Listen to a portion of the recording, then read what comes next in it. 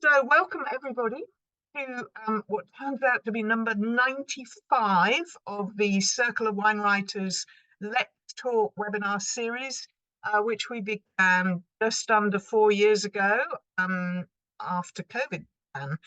I'd like to extend a particular welcome to those of you who are joining us for the first time, and to our three main speakers, and to Belinda, the Marketing Director of the World Wine Conference.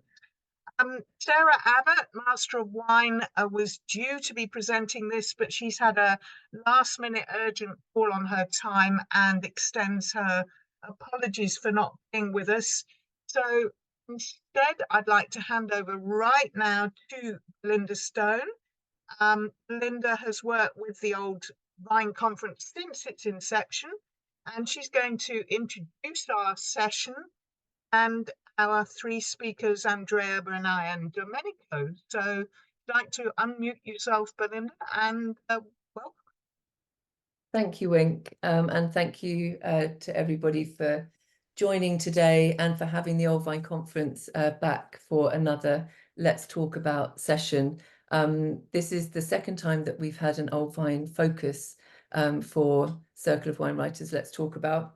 And today we're talking about viticulture and vinification and linking the two subjects together with under the umbrella of old vines.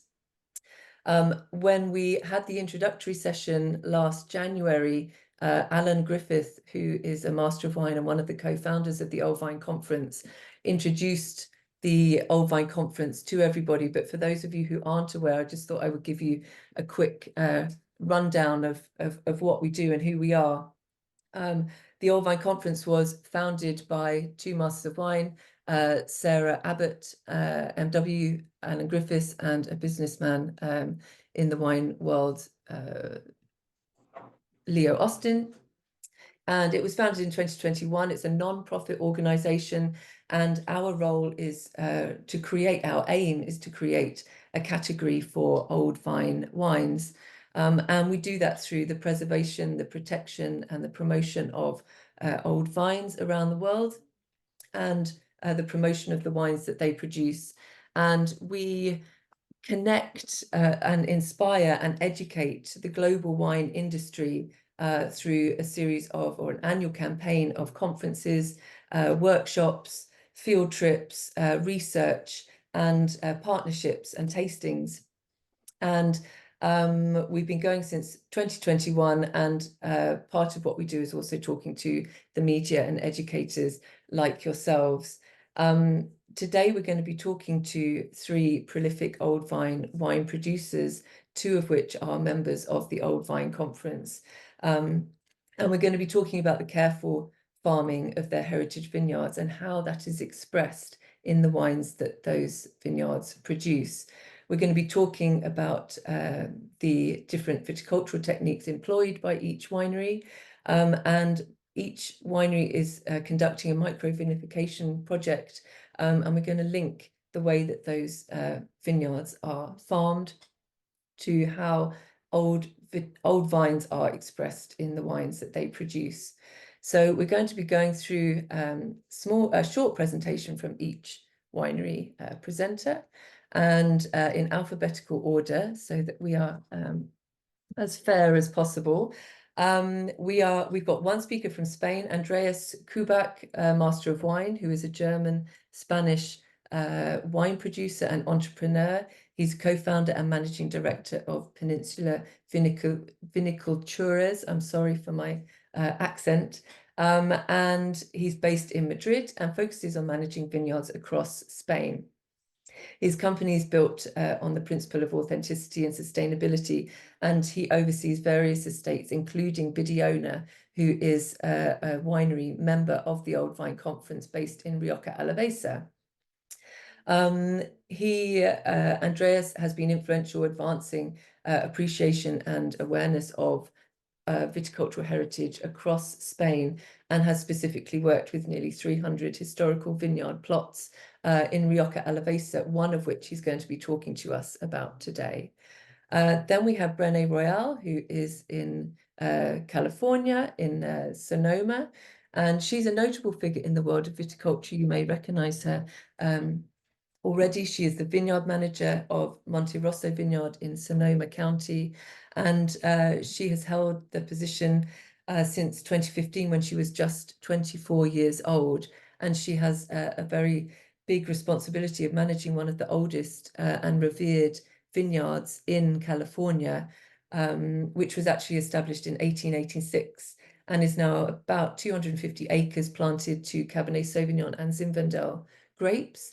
And her approach to vineyard management emphasizes the sustainability and a deep respect for the land that she works with. Then we'll be moving from California over to Italy and hearing from Domenico Veronese, who is the owner of Villa Badano 1880, which is a winery based in Lison di Portoguero, a region straddling eastern Venice and western Friuli. And Villa Badano, I had the pleasure of visiting in November 2022 for the Old Vine Conference's first field trip to study the old vines that Domenico owns and is the guardian of over there. And the estate is deeply rooted in the rural tradition of wine growing and farming in the area. And under Domenico's leadership, Villa Badano is at the forefront of promoting and preserving historic vineyards in his region. And they've been certified organic since 1993. They're a founding member of the Old Vine Conference and home to 18 hectares of historic vineyards planted to Merlot and Tokai Friulano, among others. And he looks after 117 extremely old vines, which he's going to be talking to us about today. So that's a long way of saying welcome to our three amazing speakers, and the spotlight is very much on them. And I'm going to hand over to Andreas now, who is going to take us on a journey to Rioja Alavesa. Thank you, Andreas. No, good afternoon. Thank you, Belinda. Thanks for having me. Super excited as Rioja is.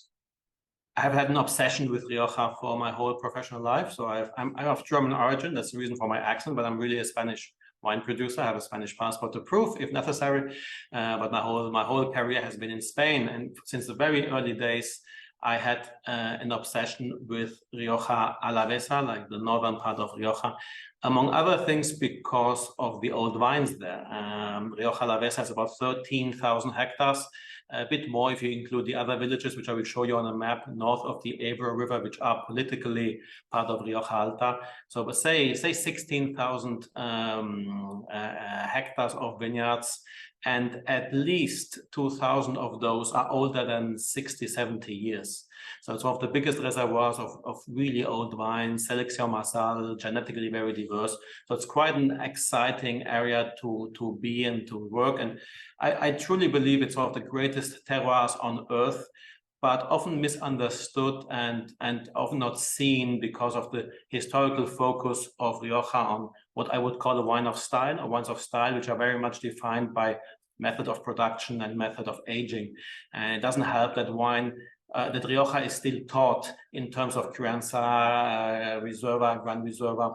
And this is changing very quickly. I like to say that Rioja Alavesa is the most exciting emerging area of Spain right now.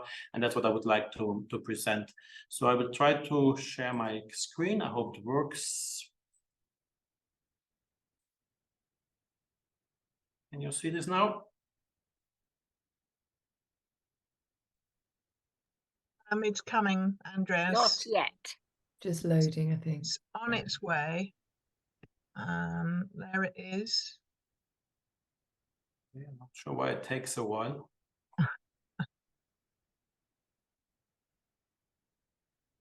It says it's sharing. It is showing now. You just need to make it full screen.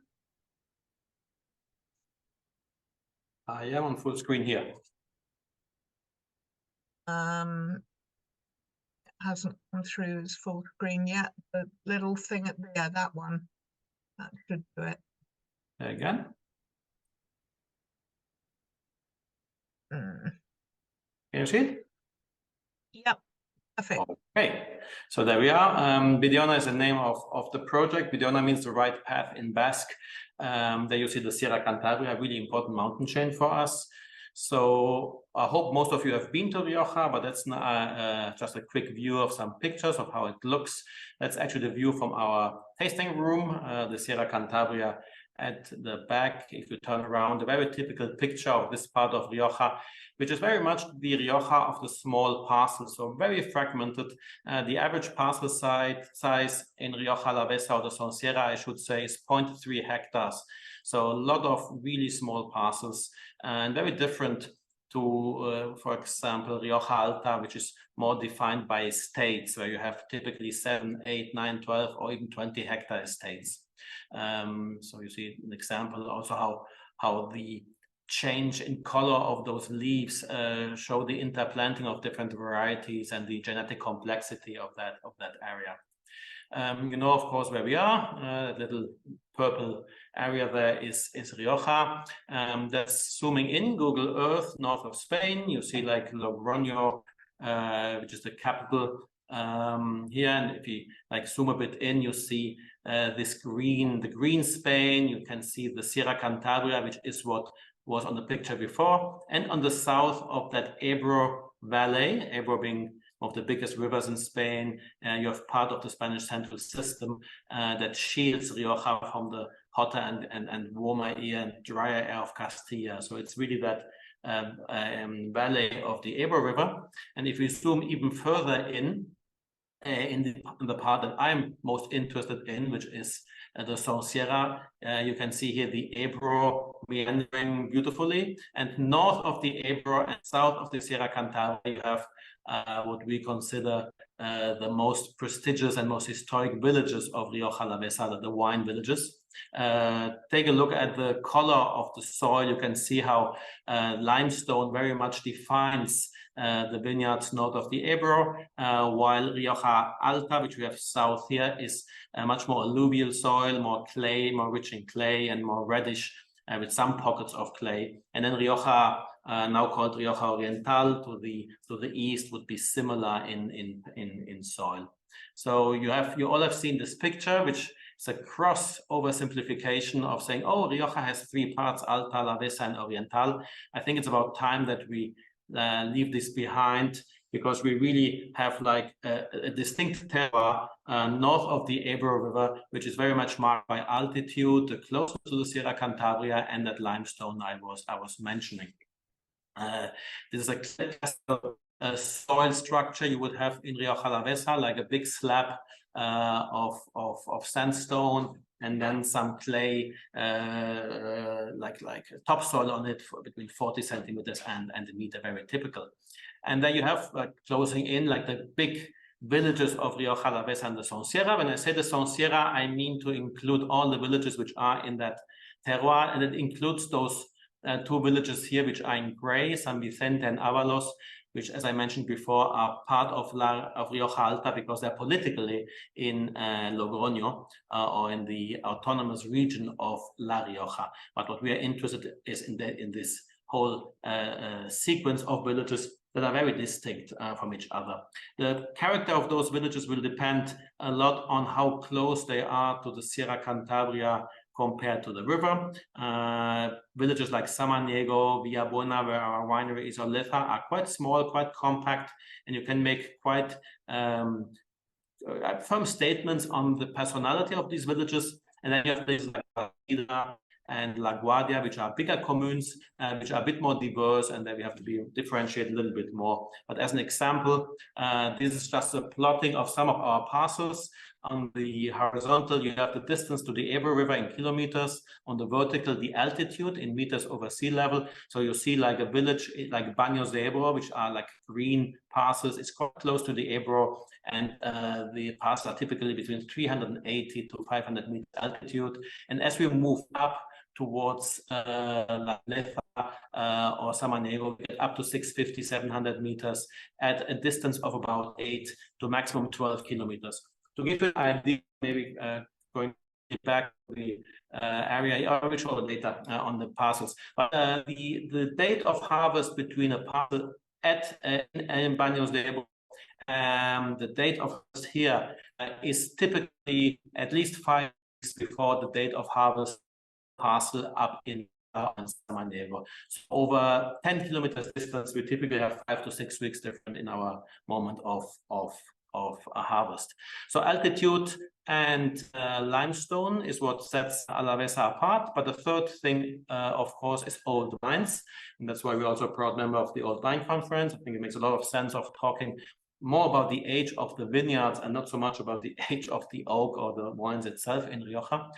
You have those beautiful, typical old parcels like this, for instance. And it's not just that they are old and balanced and have all those little features that you have in an old vineyard. What is really fascinating about this area is the genetic diversity.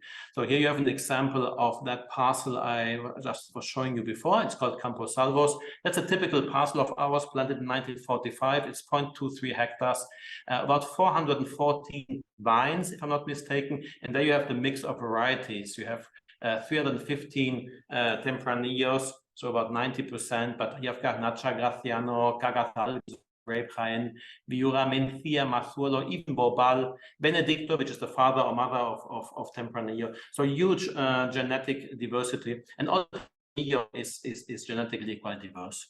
So back to Rioja Alavesa, that Google Earth image. These are the parcels that we work. It's a bit of a dream for me. After 15 years of obsession, we now are working with 300 historic parcels in the best villages of Rioja Alavesa. And we are now zooming into the village of Leza, which is this part here, the purple part north, which is quite close to the Sierra Cantabria, village between Samaniego and Paganos. And I was told I should have a case study. So what we are actually showing you is these little vineyards here. If I go even deeper in, you see the white soil. You have Cofrades, which is another vineyard also planted in 1945. We have those two little parcels in that lieu-dit, I would say, that paraje, as we say in Spanish, called Cofrades. That's the picture of the vineyard. You see the Sierra Cantabria very close. We are farming it organically, not certified yet. These vineyards have typically failed to get market access, so they are have been quite neglected over the years. So we are slowly but surely recovering and actually improving viticulture as well as we can. A little picture from the winter. And this is another example of this particular vineyard, of the differences in varieties. You see Tempranillo, 90% red, 10% white, and then quite a few vineyards that we can't always identify because they have no match in the database. And then also some vineyards where some failures, some places, some spots, which we're trying to recover with layering, if we can, just to complete the parcel. Very simple. Once we have these vineyards, very simple handling, hand harvest, of course, mixed. You see white and red. We tend to keep the mix of the parcel as it is. As hand sorting, very simple fermentation in open top fermenter. We didn't have concrete back then in 21, so this was a plastic vat, and then we aged it with our winery. We aged those wines in bigger oak. Obviously, once you have that amazing fruit quality, you don't need small oak. You don't need the aging process to define the wine, but still we want to age it to give the wine the space and the time to develop. And that's a bottle. It's a mock-up. Still, we are launching this at ProWine. You're all very welcome to come and see us and taste it. It will be Cofrades Videona.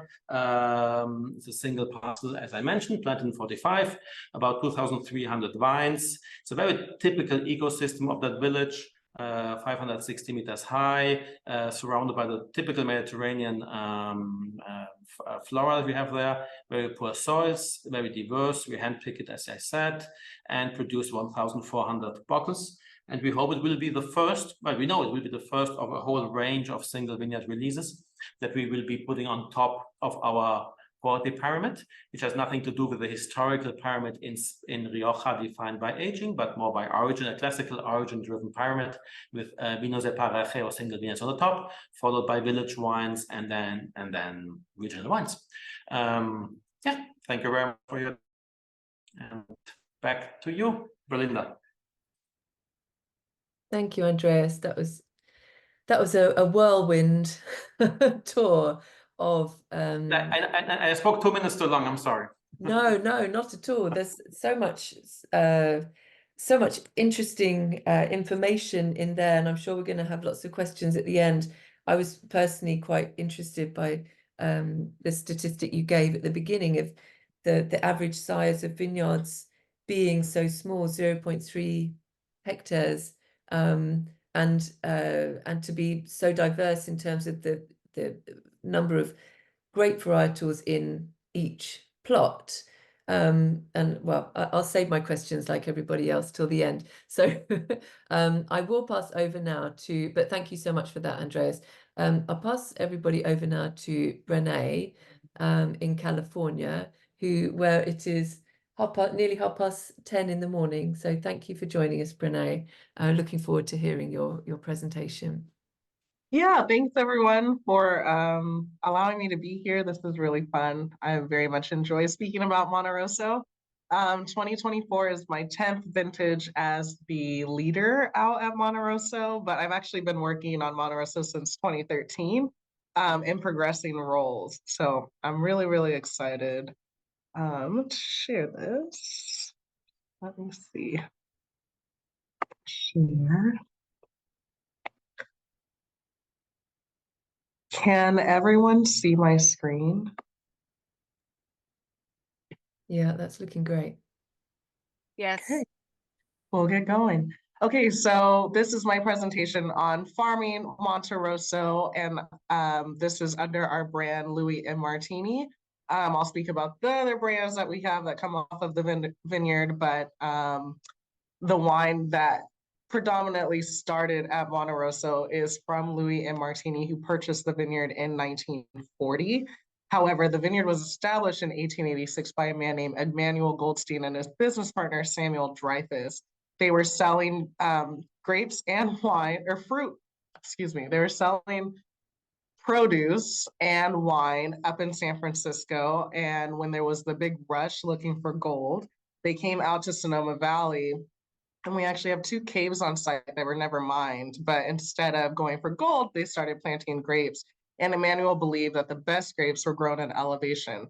So he took a horse and buggy up about 2.5 miles and started developing about 75 acres in the Mayacamas mountain range. He planted Zinfandel, Burger, Muscat, and Semillon.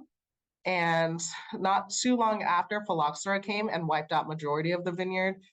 After an ampelography project that we worked on in 2019, we saw that majority of the own-rooted Semillon was still in the ground and survived. So we do call that the 138-year-old Sem, which we believe makes it the second oldest in the world. Majority of the other plantings were replanted in 1893. So present day, those vines are 131 years old.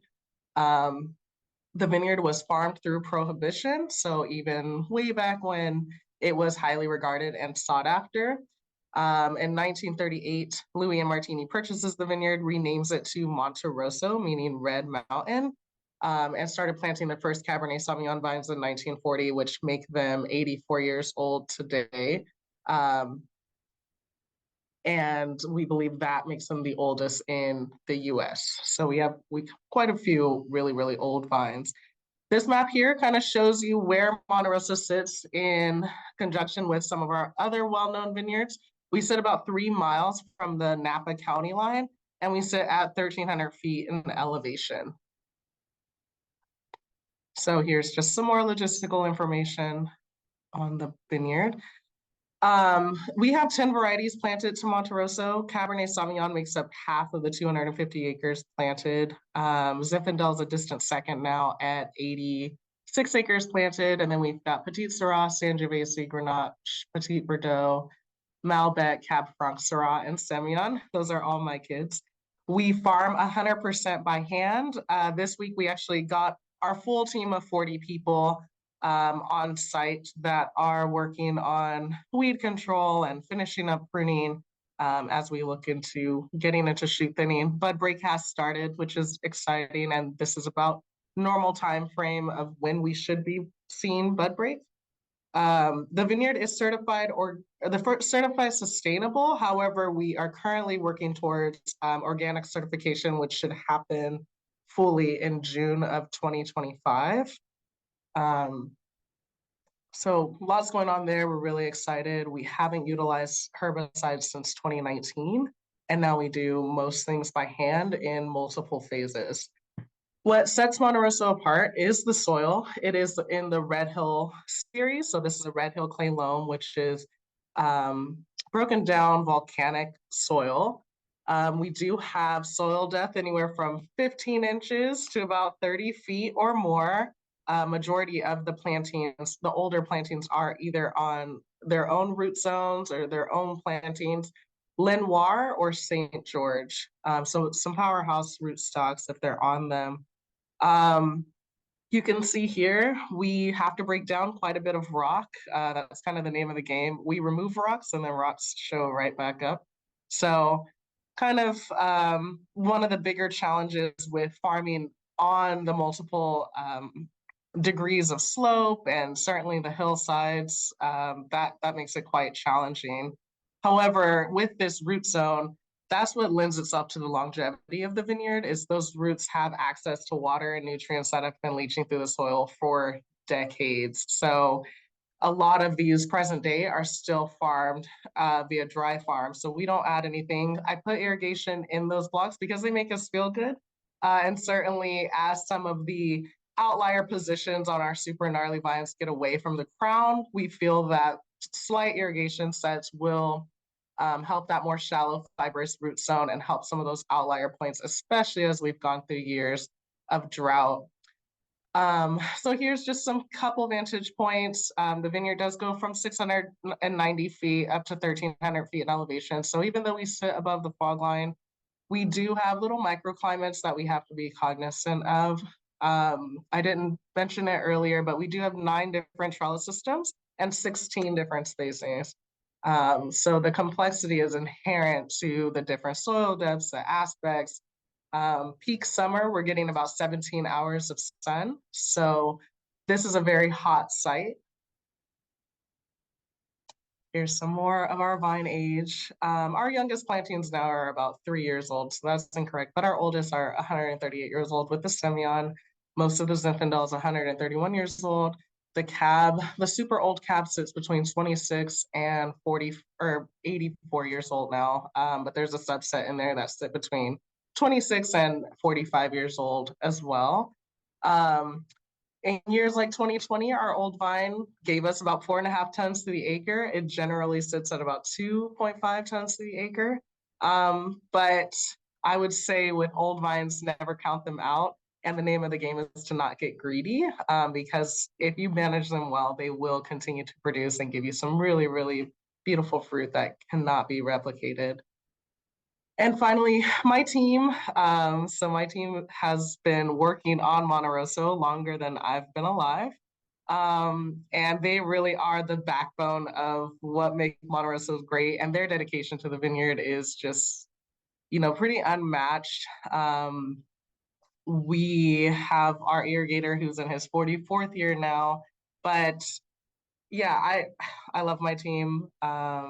There's so much more I can say about them, but the team is really the backbone to the vineyard. They treat that as though they own it and it is their home. So the team of 40 is what we will go through the season with. And then when we get to harvest, which we do 100% at night, we'll have anywhere from 40 to 100 people each night to get us to about 800 tons that we end up harvesting off of the vineyard.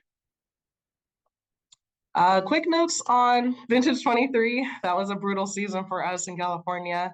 The last 3 vintages, 2021, 2020, 2021, and 2022, were very fast. We had bud break anywhere from January 24th to February 9th, and we were completing harvest within 5 weeks. So the extreme droughts and things like that really, really affected even a dry farm vineyard like Monte Rosso. However, I will say Monte Rosso held up a lot longer than maybe vineyards on the valley floor. So in vintage 23, we actually had bud break in the 2nd week of March, which was significantly later than we've seen in a very long time. And by the time bud break had hit us, we were at about 35 inches of rain, and through July, We picked up another 8 inches, so a lot of rain. Luckily, Monte Rosso has quite a bit of drainage, so we never ran into any kind of erosion issues or things like that. But it became apparent pretty early on that we would be managing vigor and spending quite a bit of resources and time doing that. We ended up getting up to about 3 tons to the acre across the ranch. So we did complete 767 tons, making it our largest vintage to date with full production. We had massive clusters. We ended up having to do an entire second leaf removal pass because of the late season rains and things like that. What we didn't see last year was heat. So a very different style coming off of vintage 23 with lower Brix levels and softer tannins is what we're seeing so far in tasting our wines. In 2019, I took over grape sales. And so we've progressed to about 45 outside buyers this year. We'll probably get to 50. But all in all, there are 60 vineyard designate wines that come off of Monte Rosso from all of the producers that work with the fruit. So not big case production on any of those. 800 tons gets stretched pretty far, but in low quantities to each of those buyers. So they are generally hard to find. But for Louis and Martini, I do have a list of places you can find them. In the United States, you can find them at K&L Wines, Naples Fine Wine, and Empire Wine. And then in the UK, you can find them at Vineyard Cellars, The Great Wine Company, and Milesima. And then some of our old vines in Zinfandel you can also find at Majestic and The Perfect Cellar. Brilliant. So thank you guys. Thank you, Brenae. Thank you. That was really interesting. And can you tell us a little bit about the wines that are being produced from those vineyards that you've just talked about, and how are the age of the vines expressed in those wines? Can you give us any examples? Yeah, so in our really, really old vine Cab, which is predominantly made at Louis Martini, it's a really big wine. It's incredibly structured. It probably sits in the mid to higher or larger body wine with the tannin profile. It also has high acidity regardless of the age of the vine. And kind of a running thing with the winemakers is that you're usually trying to tame the acid down than adding anything in it. And you can usually taste a Monte Rosso wine blind because of how big that acidity is compared to the tannin as well. There tends to be kind of this signature minerality that courses its way through each of the varieties, and especially in the old vine, it's quite pronounced. So generally, wine styles will require some longer age time, whether you want to do it in barrel or bottle, just to tame it down a little bit. And they usually have a lot of longevity. So with the range of wines that are coming off of our old vines, I would say Louis and Martini is a much bigger style, closer to 16% alcohol, and more food friendly and necessary than maybe some that you can just enjoy alone. Our Zinfandel, our Gnarly Vine Zen, also tends to be really, really big and powerful. So they're not your entry level wines by any means. However, some of our new producers, such as Brown Estate or Limerick Lane or even Turley, have sub 15% Zinfandels off of the 131-year-old vines that are much softer in profile due to staying with native yeast and not sulfuring back. So all of the old vine wines tend to be fairly unique and really pronounced, regardless of the alcohol. You can tell these are some very concentrated wines. Brilliant. And we've actually been fortunate enough to taste both those wines you just mentioned at the at 2 different events across the last couple of years, and they've always been extremely well received, as you would expect. Yeah, thank you so much for all the information. And looking at the time, we should pass over to Domenico. Thank you so much, Brenae. Domenico, we're moving over to you in Italy. Are you in Italy today or London? Actually, I'm in London today. Okay. Well, transport us to Italy anyway. Excellent. No. Whenever you're ready to share your screen, please do. Sure. Good afternoon, first of all, and thanks for having me. It's a great pleasure to be speaking this afternoon. So, Villa Bogdano, Lison di Portogruaro. Lison is a very unknown appellation. It's right on the border between two regions in Italy, Friuli and Veneto. And it's actually the only DOCG appellation we have in Italy, which is shared by these two regions.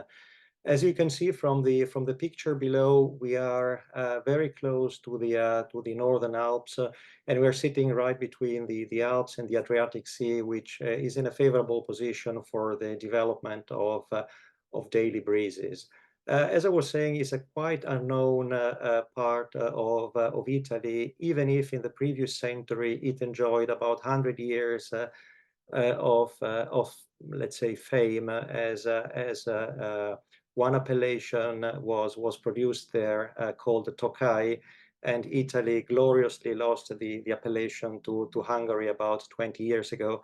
So now we can still call the vine Tokai Friulano, but different regions are now calling the wine with different names. In our case, the appellation of the vine is Lison Classico DOCG.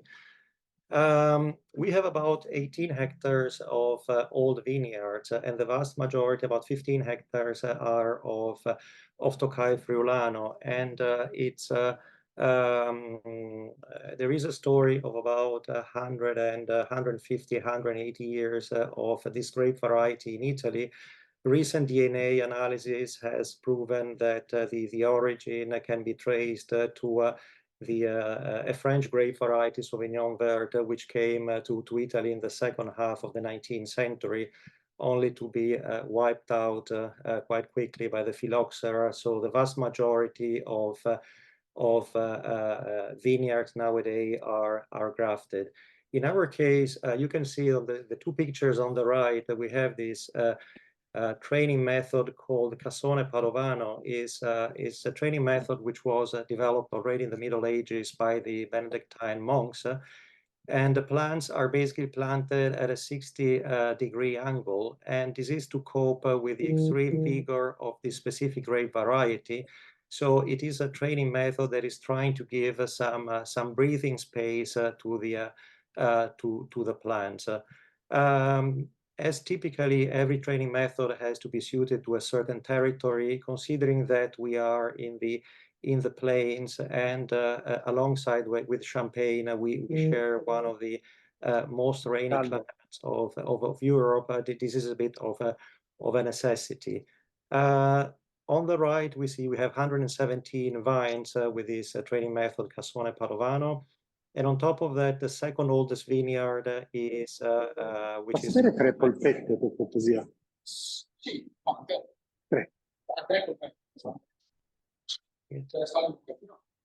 Sorry. Was there a question maybe? Or, okay. So there are a further 3.09 hectares which were planted in 1943. And the vast majority of our vineyards are grafted and mainly on Cober 5VB and Cosmo. Cosmo is actually the first Italian ampelographer. He was the one that founded at the beginning of the previous century the research and enological school Cerletti in Conegliano, Veneto. And we have some documentation that for about 20 years he did some experimentation on Tokai Friulano vineyards on what is now our estate.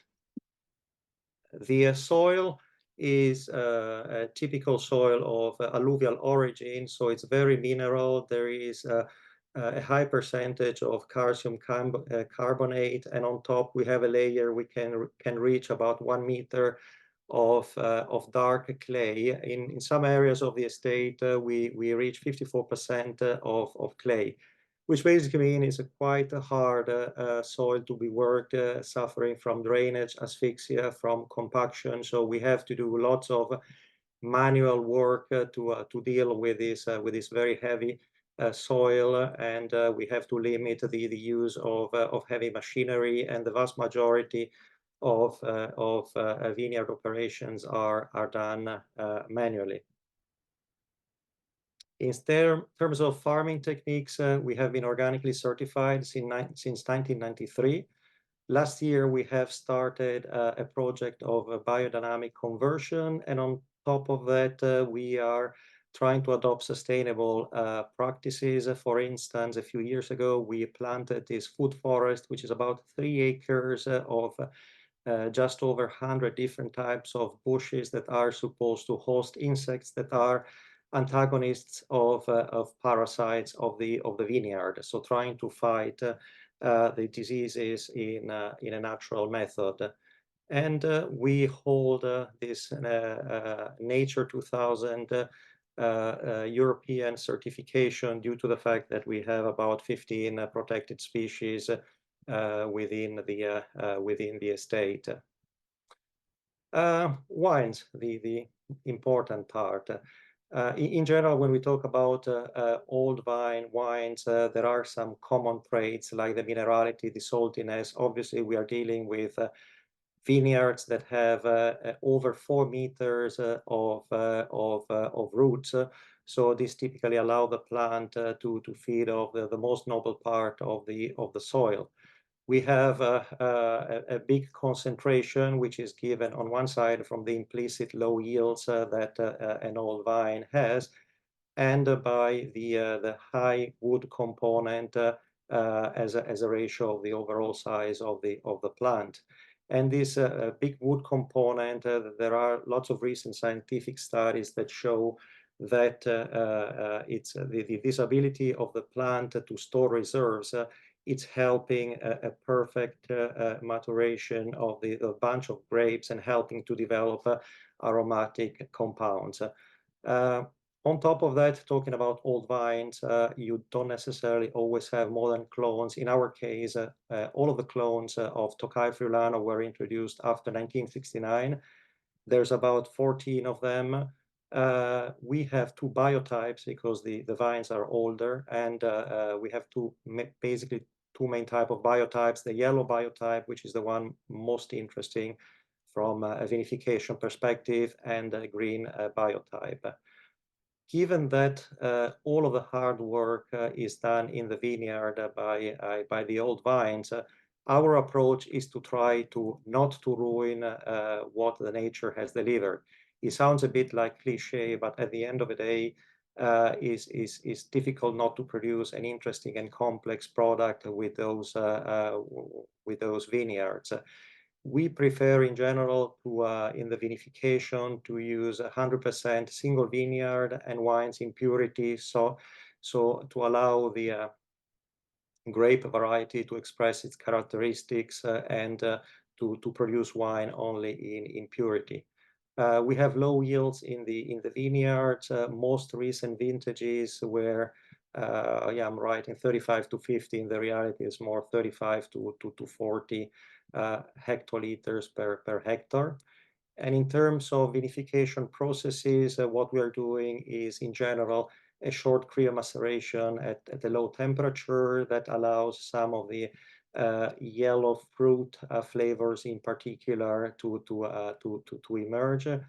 And most of the process of vinification takes place in concrete, which is one of our favorite containers. As I was saying, the vine itself from old vineyards tend to be quite complex and aromatic and very persistent. So we prefer to have containers like concrete or ceramic containers that simply not only deliver perfect thermal stability, but have no interaction with the content. And this is one of the reasons why we decided 6 years ago to entirely renovate a wine tower, which is basically entirely made of concrete tanks that have been restored and completely vitrified.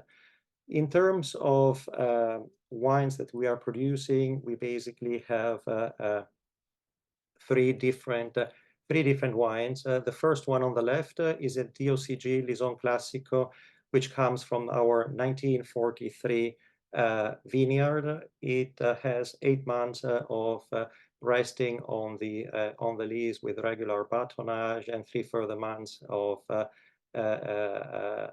aging in the bottle.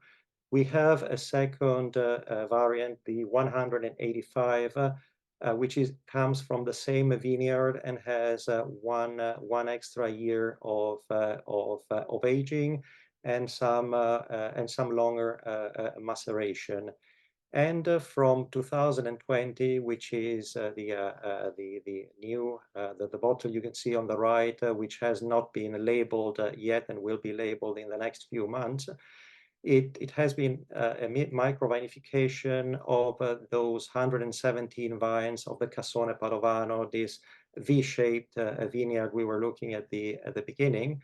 And in this case, we have 2.5 years of aging in ceramic, and we have done a much longer maceration. In this case, we have done a maceration of 1 week. So it is not exactly an orange wine, but it's definitely more deeply colored and intense. And again, 2.5 years of aging, mainly in a ceramic egg. In terms of where we can find us, we are a relatively new winery, so we are still building the distribution in Europe and outside Europe. We are present in, as you see, in Sweden, Hungary, Japan, Germany, Switzerland, and in the UK. And in most cases, we'll be very, very happy to accommodate directly from the estate if we cannot reach through distributors the country where you are in. So thanks a lot for listening. Thanks, Domenico. Thank you so much for that. And the micro vinification project that you mentioned at the end there with the wine that's not labeled yet, when will that be ready for release, and what can we expect from it? It should be ready to release in a couple of months. So we only managed to do just over 300 bottles, and so it is quite a very micro vinification. But it's very interesting because besides giving a hint of what old vineyards can achieve, it's the Tokai Friulano grape variety, which is, in my opinion, one of the 3 or 4 Italian white grape varieties which is suited for aging. I think we are witnessing at a global level this change towards white wines, and even if Italy is one of the countries where the wines are known worldwide, in terms of white wines, we are performing quite poorly. Italian white wines are not well known. We have done a very, very poor job in promoting our wines, and that's a shame because we have 3 or 4 grape varieties that can produce exceptional white wines with a great potential for aging. So it's one of my biggest conviction, and that's why I'm really pushing hard on this type of vinifications. Brilliant, thank you, Domenico. Wink, did you? There's been lots of questions coming in, some of which the speakers have answered already. Well, I think there's one in particular that would be nice for everyone to hear because not everybody monitors the chat. Just before that, I've got a quick question from Anvies von Oosten, which she's asked me to ask directly because she's got problems with sound and stuff. And I've just I had it and I've just lost it. And at that point, help. It was there. Oh, here we go. Yeah, it was there. But just anyway, thank you to our speakers while I look for this question. Here we go. It was a question for Andreas, please, about Rioja. Andreas, if you'd like to unmute. We just wanted to know how many of the 16,000 hectares in Rioja Alavesa are ungrafted. Barely any. There is the soil characteristics of Rioja make it really hard. Made it really hard for any vineyards to survive phylloxera.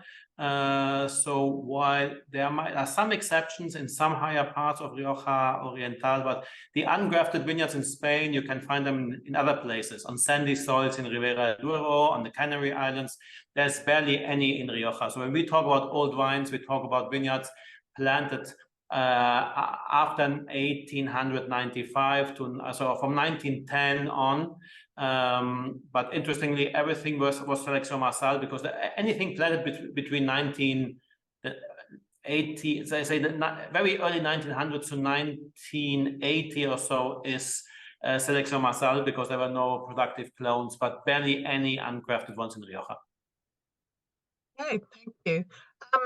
Question from Lawrence, which Lawrence is going to pose to you, Andreas, and then to the others as well, please.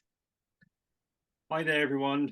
Thank you for fantastic presentations. But I wanted to just ask something to Andreas, having been to Rioja Alavesa a few times now and absolutely loving it. It's such a striking region, I would say. And I think based on what you said and what I've experienced, the story kind of seems so clear, you know, that you do have the age, you've got the great terroir, that incredible genetic material. And I'm just curious, you know, kind of stepping back a bit maybe, like how supportive are Dio Rioja on telling that story? I think especially when their historic communications, you know, have been based more on style. They've been massively commercially successful as well. And then also just curious, you know, are there any other sort of Rioja Alavesa specific channels if needed? Super interesting question. I need maybe 2 hours to answer. First, I have to challenge the idea that Rioja is successful these days. I think these days, the model based on style is no longer successful. The average price for a kilo of grapes of the whole of Rioja has been hovering between 60 euro cents and €1 for 25 years, and it's not changing.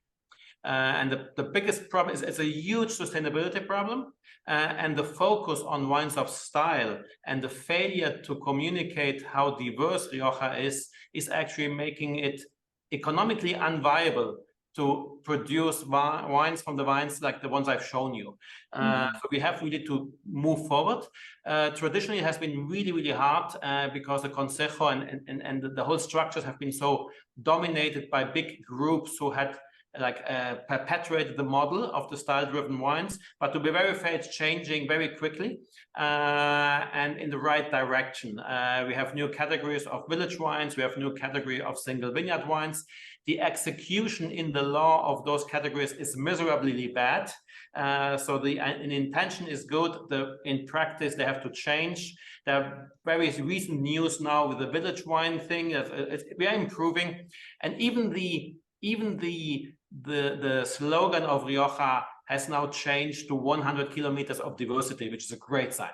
So I think it's Rioja has understood, by starting to understand the importance of that diversity, and that you can't treat, there are at least 3 different Riojas. There's the Rioja Alta, which is based on beautiful big historic estates, and they run estates, they run parcels. It's like, I don't know, Murrieta is a 300-hectare estate, beautiful estate.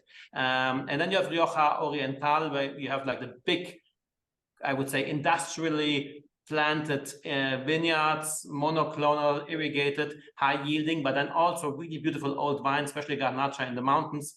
And then you have Rioja Alavesa de Son Sierra, which is all small parcels. It looks more like Champagne or Burgundy. So there's no way you can treat those 3 realities of Rioja in the same way, technically, commercially, or legally. And that differentiation, I think, is now sinking in. And the wines are very different in the glass. Producers are starting to show it. I mean, Alavesa wines tend to be fresher, more delicate. They have a much bluer, darker fruit profile, and they have a very specific texture. They have those really finely grained, nearly chalky tannins, which come from the grapes, not from the oak. I would claim you can actually you can taste Alavesa blind just by texture. You don't even need to smell it. And the Consejo has understood this and is starting to communicate it slowly. But there we are. We are supporting it as much as we can. And we need you guys to help us, because it's a question of survival. And we only have one generation left, because I mean, all my growers are in their 60s. So either we manage to get that personality into the glass, which is my job or the job of similar producers, and we manage to communicate it through people like you, or those whole old beautiful vineyards will stop to exist in only 30 years. Thanks, Andreas. I'm going to sort of stop you now, and thanks for the question, Lawrence. I'm going to pass over to Michelle now, who's got a really interesting question, which I think might wind up the session very well, and then leave her to thank everyone formally. It's Michelle. Thanks, Wink. Well, it's a question for Brenae, and it could be actually directed at any old vine producer. But because of the really interesting history about the founders and how the estate was developed and when it was developed, I was just wondering, how do you build up awareness of the cultural and the quality value of your old vine wines with consumers so that they are appreciated on a higher level? So one of the bigger ways that I've done that is working with multiple iconic producers. So people who are known for not only just having their own old vine vineyards, but also making really, really great wines that are scored really well and are accessible to those consumer demographics that are willing to pay triple digits for wine. So that's why I now have almost 50 buyers with names like Bialy, Bedrock, Turley. Zinfandel is about to be released by Ridge. So when you hear those names, you automatically know that they have credibility with making really great wines from not just sites like Monte Rosso, but from their own sites that are farmed sustainably, most going towards biodynamic right now, and already having that credibility with the consumer. I'll say it's been incredibly difficult externally to that. I travel quite a bit to sing the graces of Monte Rosso and what our internal partners of Louis Martini are doing.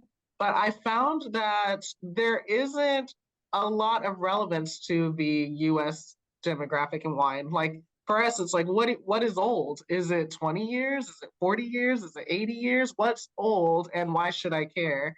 And where is it being grown? Somebody at Unified was just saying to rip out a lot of the old vines, and my heart almost stopped. So, you know, as a business model, it doesn't always make sense for a lot of people. So for the consumer and for the business owner, it's like, okay, well, why do I care about these? So I definitely am traveling quite a bit, but a bigger leverage point is working with iconic producers.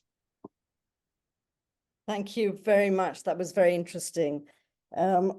Being a regional ambassador to Italy for the Old Vine Conference, I have that same sort of, not what I say, same, not problem, but the same awareness of trying to convince the producers themselves to join as members of the Old Vine Conference. So it's always a way of presenting and convincing and making, you know, making the old vines more aware on the markets and with the consumers.